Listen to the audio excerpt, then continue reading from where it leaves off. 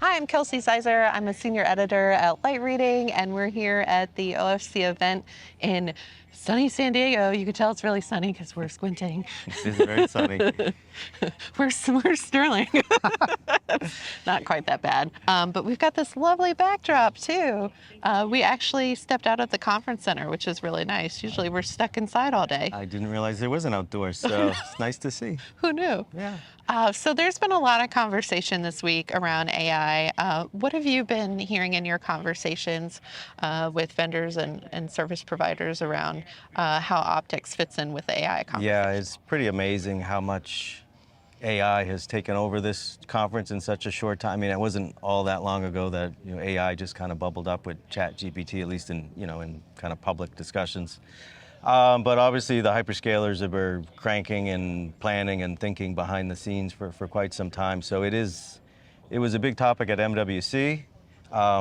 Probably a lot of floof in there and not reality. But here, it's a very optics topic. Optics has a huge role to play in scaling the capacity to meet the demands of inside the data center, as well as lowering the power consumption, which those are kind of the two big issues that are cropping up and are very front and center for any hyperscaler going into AI, which is pretty much all of them right now. So yeah, you can't go anywhere without hearing GPUs and AI, and so it's a very data center. Some years it's a very telecom-focused conference, very long-distance submarine even, and this year we're like crammed into the data center and kind of looking at how that's going to evolve, which is a lot of urgent need to do so. Yeah, and definitely seems like for AI workloads and applications to be able to scale, that's kind of where optics fits in, right? Yeah, there's a couple places. I mean, the interface, the data rate of just the equipment communicating for now in the data center and then ultimately across to other data centers, the bandwidth needs are, basically the hyperscalers will take whatever they can get. So 800 gig in immediate term, and then moving to 1.6T, and then I'm sure as soon as that's available, 3.2T. So you've got that. So and there's a lot of innovation on optics, again, to scale the capacity as well as reduce the power consumption, and we're hearing about different ways to do that. But the other thing that's also interesting is even changing the architecture that's existed within the data center for quite some time, which is the spine leaf architecture, where you have the switching leaves, and then you've got a kind of a centralized switch in the data center, the spine, which has always been dominated by routing. There's actually there's implementations that exist now, and a lot of work talk about ways to move forward with basically removing that spine switch and turning it into an optically switched network, because nothing, optics can switch any amount of traffic. It's just bouncing light from something. That's what it does best. And it's also low power. So I know Google at the media luncheon yesterday talked about their optical circuit switch that they have, and other conversations I've had from a few other companies, including even NTT and the ION Forum, looking at ways to really innovate in optical switching for the data center. So it's interesting that the optical switching kind of disappeared as a big topic decades ago in telecom, but the data center is becoming like almost its own little world of and scale-wise capacity, as much as anything that's traveling across the world. It's like its own shorter distance but huge capacity network. So optics has a role to play there, and I think in the coming years even just more ways that optics innovations are going to be applicable. And again, even pulling some different things from the past that kind of have gone to sleep a little bit because they just weren't. Telecom didn't need them, but the data center does. So a lot going on, and really dominated by them. Really interesting evolution, and you're mentioning about the speeds to support those AI workloads at the Optica Executive Forum. Andreas, I'm probably going to butcher his last name. And I won't get it right for you either. Yes, with Arista was talking about 32 3200 gig for supporting those AI workloads. Yes, And yeah. I actually posted that to Twitter, and someone was like, 3200 gig with a question mark. And I'm like, yes. Yeah. Surprised me too. So yeah, Arista is very tied into the data center, and so they're at the forefront always of what the very highest speeds are going to be, and you know all the router vendors are in there chasing that, and even the optics vendors are trying to hit those. There's a huge volumes that are going to come from those hyperscalers, whether it's you count them 3, 5, 7, whatever number. It's a handful, versus.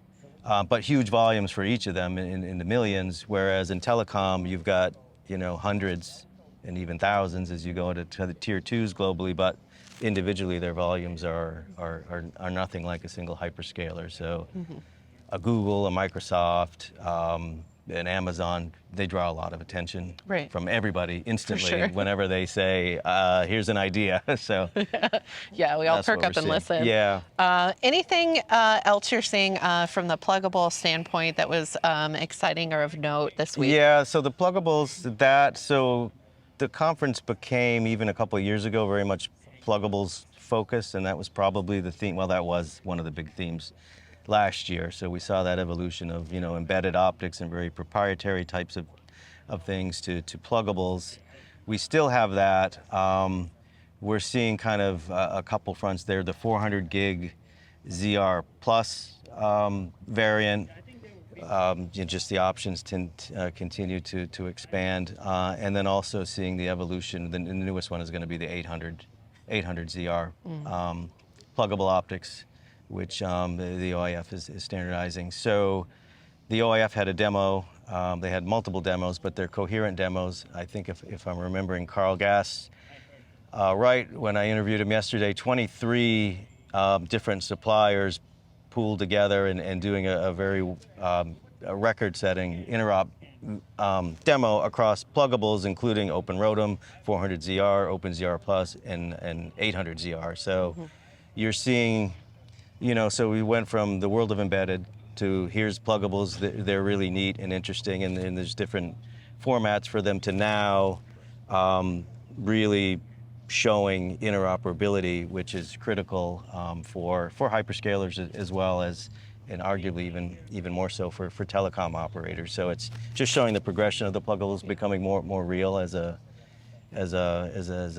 technology. And the 800ZR is more for longer haul applications, right? Or well, does it kind of depend? It can do any, but the interesting thing that we're going to see at 800 gig is a multi-rate or a multi-haul, multi-rate type of option where you can run 800 gig, actually even quite long distances if they move to the using the 3 nanometer technologies.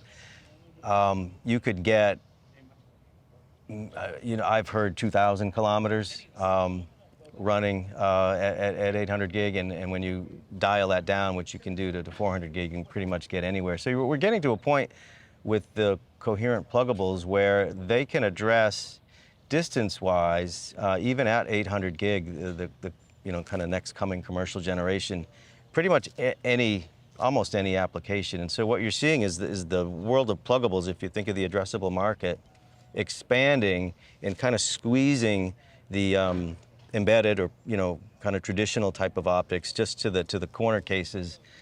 So there'll always be a need for embedded, but the coherent technology just continues to pluggable technology continues to encroach on what a couple of years ago, we would have said, you'll never do 800 gig in a pluggable to run 1,000 kilometers or more. It's always going to be embedded, and now it's very quickly becoming a reality and things being demonstrated, even here at OFC. Yeah, always very exciting when they can reach those new levels of what didn't seem possible before. Yeah, it's and so it's practical stuff. So OFC has historically had this, a lot of future-y kind of things that maybe are science experiments or don't happen, but pretty much everything we just talked about is very practical applications for when these things are available. There'll be buyers for it immediately. A lot of them on the hyperscaler side.